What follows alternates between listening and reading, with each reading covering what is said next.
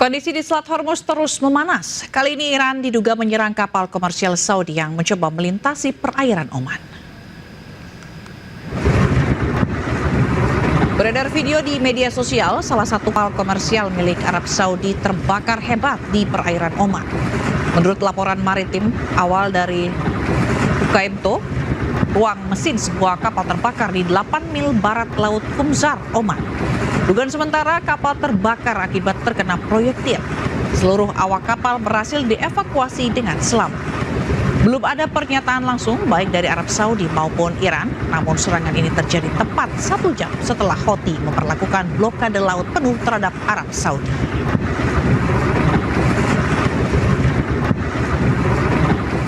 Iran terus melancarkan serangannya ke sejumlah situs-situs Amerika Serikat yang berada di kawasan. Iran menargetkan pesawat angkut militer C-17, pesawat komando dan rudal kendali.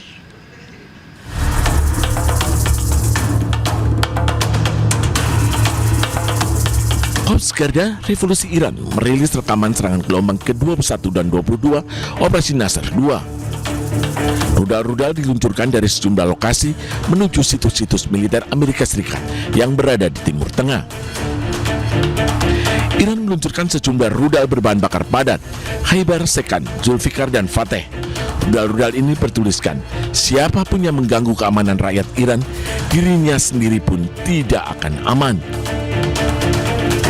IARGC juga mengklaim menargetkan pesawat angkut militer C-17 AS dan kendali PX di Bandara Aqaba dengan rudal balistik. Tak hanya itu, Iran juga mengklaim sistem radar peringkat dini AS, sebuah gudang berisi peralatan dan suku cadang pesawat, serta sebuah hanggar berisi drone M9 Amerika di Kuwait juga menjadi sasaran. Serangan ini menandai kembali memanasnya hubungan antara Washington dan Teheran. Pasukan AS telah melancarkan gelombang serangan berturut-turut di seluruh Iran, sementara Teheran terus membalas serangan Washington.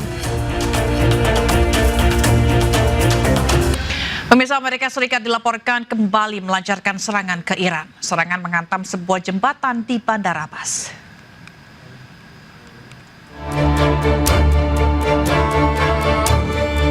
Amerika Serikat dilaporkan kembali melancarkan serangan terbaru ke Iran dan menghantam sejumlah infrastruktur, termasuk 2 jembatan dan stasiun kereta api. Sebuah jembatan di Bandar Abbas, Iran, porak-poranda setelah Amerika Serikat menggempur wilayah tersebut. Dampak serangan juga membuat beberapa mobil hancur dan sejumlah warga dilaporkan terluka. Kepulan asap terlihat di langit kota Bandar Abbas setelah Amerika Serikat melancarkan serangan berhari-hari ke Iran. Komander Pusat AS CENTCOM mengumumkan bahwa mereka meluncurkan gelombang serangan terbaru ke Iran untuk melambahkan kemampuan militer mereka. Iran sendiri tak tinggal diam dan membalas serangan dengan menargetkan pangkalan militer AS di Timur Tengah. Teheran memperingatkan akan targetkan infrastruktur di seluruh wilayah AS jika Amerika terus melanjutkan serangan mereka.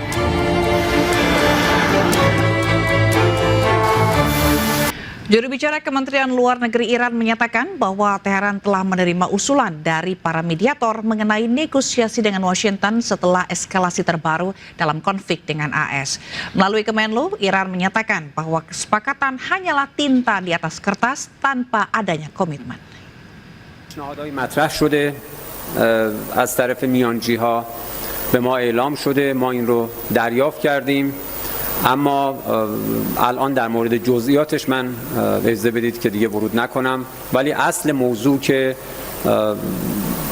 در این روزها هم دستگاه دیپلماسی فعال بوده و هم ایده هایی از طرف برخی از میانجی‌ها به ما واصل شده، بله تایید. در مورد جنایت میناب هیچ شکی در مورد این که این اقدام وحشیانه توسط آمریکا آمدانه انجام شده وجود نداره، خودشون هم به خوبی میدونن.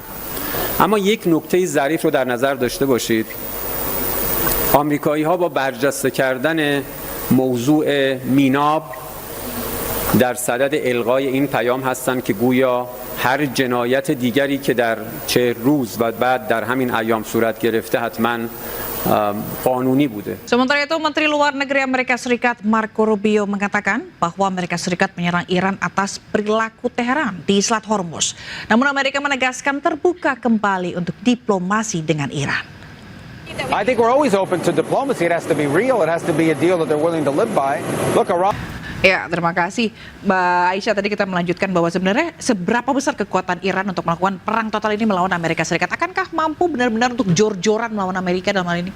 Baik, kalau kita lihat sebenarnya Iran ini resilient karena buktinya dia sudah diembargo selama kurang lebih 40 tahun tetapi sampai sekarang dia masih berdiri. Dan kemudian kemampuan militer yang tadinya kita remehkan di awal peperangan itu ternyata bisa menghadapi negara dengan kekuatan militer terbesar di dunia.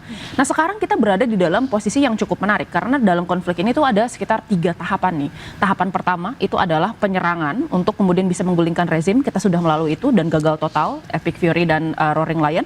Yang kedua, ini permasalahan kontrol atas Selat Hormuz dan kita juga sudah mengalami hal itu.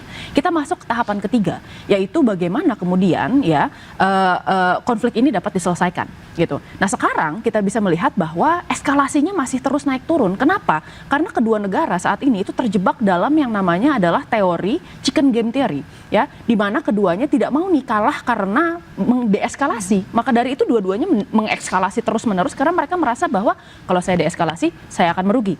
Nah, menariknya selama kemarin jeda MOU kemarin, baik Amerika Serikat maupun Iran, dua-duanya ini sama-sama sejujurnya kelelahan, ya. Amerika Serikat ini kelelahan karena hampir 50% stockpile munitionnya itu digunakan di Timur Tengah, sementara dia masih harus menggunakan deterrence ya di kawasan seperti Indo-Pasifik atau kemudian Eropa. Nah, sementara Iran, saya kira mereka sebenarnya ini cukup kelelahan secara ekonomi. Meskipun mereka resilience, tetapi memang ini berdampak besar embargo Amerika Serikat. Pertama, kita lihat ya, blokade Amerika Serikat itu membuat Iran merugi sekitar 435 juta US dollar ya di dalam satu hari. 13 miliar dalam satu bulan, berarti itu kan angka yang cukup besar. Itu sama jumlahnya seperti anggaran pertahanan Iran sekitar 11 miliar US dollar dalam waktu 1 tahun gitu. Nah, akan tetapi yang cukup menarik dari Iran, menjawab pertanyaan Mbak Zila tadi, Iran ini sebenarnya memiliki kapasitas untuk bisa melakukan replenishing supply mereka itu dengan cukup kuat, dengan cukup cepat.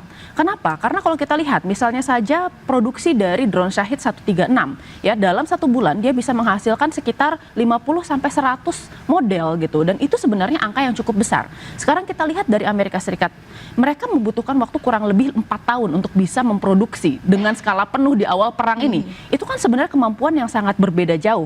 Nah, sekarang kita lihat sebenarnya Iran sendiri ini sudah lama dihajar Amerika Serikat untuk menerima punishment, dalam artian apa? Dilemahkan itu kekuatan ekonominya, termasuk diantaranya adalah menghilangkan kemampuan mereka untuk bisa beroperasi sebagai masyarakat modern dengan menghancurkan pabrik petrokimia, jembatan, lalu fasilitas publik ya, kemudian pembangkit listrik dan lain-lain.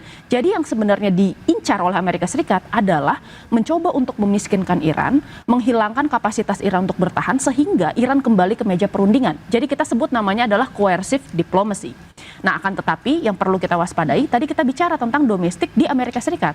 Lalu kemudian sekarang kita bicara juga tentang domestik di Iran. Karena sekarang sudah mulai ada perpecahan antara kubu progresif dengan kemudian kubu konservatif yang kemudian dipimpin oleh Mojtaba Khamenei. Tapi Mbak Aisyah, kalau kita lihat strateginya Iran ini cenderung menyerang begitu ya negara-negara teluk, bukan armada dari Amerika Serikatnya sendiri.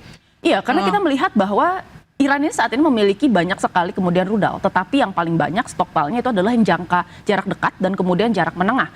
Kita bisa melihat sebenarnya rudal Iran ini menarik karena pertama, ternyata tidak ada yang menyangka bahwa pertama, cost trap strategi yang dilakukan oleh Iran itu bekerja dengan menembakkan begitu banyak drones untuk menghalau Iron Dome dan kemudian sistem pertahanan dari negara-negara tersebut, dan ternyata rudal Iran ini dia memiliki proyektil yang bisa berubah-ubah gitu ya, terutama misalnya kita bicara tentang Sejil gitu. Nah, menarik di sini kita melihat bahwa Iran menganggap bahwa base Amerika Serikat itu merupakan representasi dari Amerika Serikat. Tetapi ini juga merupakan bentuk deterrence dari Iran. Bahwa setiap kali Amerika Serikat menyerang 1 kali lipat, maka Iran akan membalas 1,5 kali lipat. Bahkan yang terbaru ketika kemudian pangkalan-pangkalan yang ada di Qatar, lalu di Kuwait, lalu kemudian ada di Bahrain, itu sudah rendered incapable dan kemudian rusak parah. Nih kita tahu bahwa ada beberapa fasilitas yang sebenarnya dipindahkan ke Jordania. Oleh karena itu Jordania yang tadinya ini jarang diserang, sekarang kemudian mengalami serangan yang cukup berat. Ini kan mengatakan sebenarnya sebuah pesan dari Iran bahwa kemanapun Amerika Serikat lari di kawasan tersebut, kita akan tetap kejar, gitu ya. Jadi ini merupakan sebenarnya bentuk deterrence dari Iran, dan retaliasi attack yang kemudian bisa dilihat ini membuat Amerika Serikat sebenarnya semakin terisolasi dari negara-negara GCC yang awalnya solid mendukung mereka. Lalu kemarin kita lihat sekarang sudah mulai ada variasi sebenarnya posisi, mulai dari Arab Saudi, lalu Kuwait, UAE, mereka sekarang berbeda-beda. Kalau Arab Saudi saya kira sampai sekarang masih solid untuk kemudian bisa menekankan sebenarnya jalur diplomasi. Dilihat dari bagaimana sebenarnya perwakilan mereka hadir di pemakaman Ali Khamenei.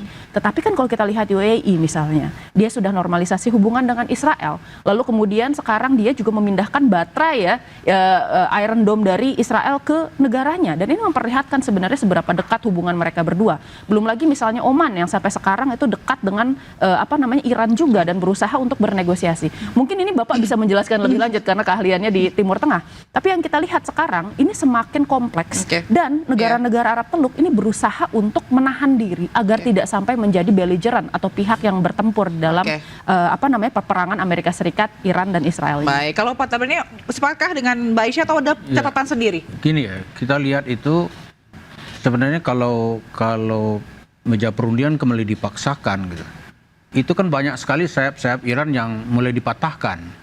Misalnya sayap politiknya di Hamas, di Hizbullah gitu. Hizbullah itu kan sekarang sedang dibuat satu kondisi. Presiden Lebanon kan sudah meminta kepada Iran untuk tidak terus-menerus campur tangan dalam urusan Lebanon gitu. Jadi Iran disuruh pulang. Nah, sekarang Hizbullah itu supaya terjadi perdamaian dengan Israel, salah satu syarat dari pemerintah Israel kan Hizbullah harus dilucuti senjatanya. Sekarang yang akan melucuti senjatanya itu diminta itu pemerintah Syria gitu. Karena di sini Umar Syara itu ya, dia kan ada bertemu di situ, ada sakit hati orang Syria ketika rezim Assad itu kan katanya hampir 500.000 orang Sunni Syria itu menjadi korban ya. Kalau dilihat itu pelakunya saat itu tuh adalah pasukan Hizbullah gitu. Nah sekarang bertemulah suatu kondisi, jadi kepentingan Amerika, Lebanon, Syria, Israel itu bertemu gitu. Bagaimana melucuti senjata Hizbullah gitu. Nah kalau ini terjadi, Hizbullahnya kan nggak mau dilucuti, karena di situ banyak juga mantan-mantan pasukan Bashar al-Assad itu, serangkan larinya ke Lebanon Selatan itu. Jadi itu satu. Ini kalau situasi ini Iran tidak mengajak perang total, dia sudah akan kalah di Lebanon Selatan gitu. Kalau terjadi perdamaian, maka proksi Iran di Hizbullah ini sudah nggak ada gitu. Sekarang tinggal satunya proksinya lagi itu di Houthi Yaman gitu. Kita kira Houthi nggak akan berani menutup Selat Hormuz, Babul Mandab gitu. Kalau Selat Babul Mandab ditutup, dia akan menjadi musuh dari negara-negara Eropa Barat yang sebelumnya belum terang-terangan menyatakan perang gitu ya. Tapi kalau itu ditutup 18 km jaraknya ditutup, mengancam perekonomian global gitu. Kalau Selat Hormuz ditutup, itu kan ada tutup buka begitu kan. Harga minyak naik, turun, naik gitu.